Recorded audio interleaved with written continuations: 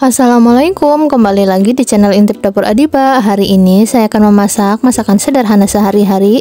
Ini resepnya simpel banget, potong-potong, tumis-tumis langsung jadi tanpa bumbu ulek, tapi rasanya tetap enak. Oke, untuk bahan utamanya di sini saya menggunakan toge dan 4 buah tahu putih. Kalau tidak ada tahu putih bisa diganti dengan tahu kuning, lalu potong-potong tahu putihnya. Sisihkan terlebih dahulu tahu yang sudah dipotong. Untuk bumbunya di sini saya menggunakan bawang merah, bawang putih, dan cabai keriting. Iris-iris semuanya sampai beres. Nah, ini untuk bumbunya sudah diiris-iris semua. Langkah selanjutnya saya akan menggoreng tahunya.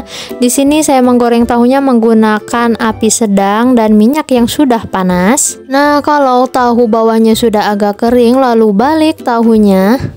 Untuk membalikan tahunya ini jangan sering-sering ya, nanti tahunya itu rusak dan hancur. Jadi cukup 2 kali saja ya membolak-balikan tahunya agar tetap bagus. Nah, kalau tahunya sudah kering seperti ini lalu angkat.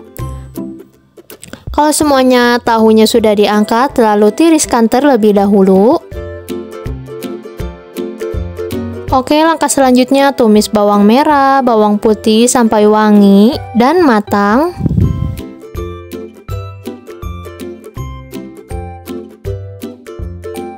Nah, kalau bawangnya sudah wangi dan matang lalu masukkan toge. Oh ya, di sini saya menggunakan 100 gram toge. Ini sudah dicuci yang pastinya. Lalu oseng-oseng togenya sampai setengah matang. Tambahkan juga kaldu bubuk, gula pasir, saus tiram, lalu tambahkan potongan cabai keriting, oseng-oseng kembali.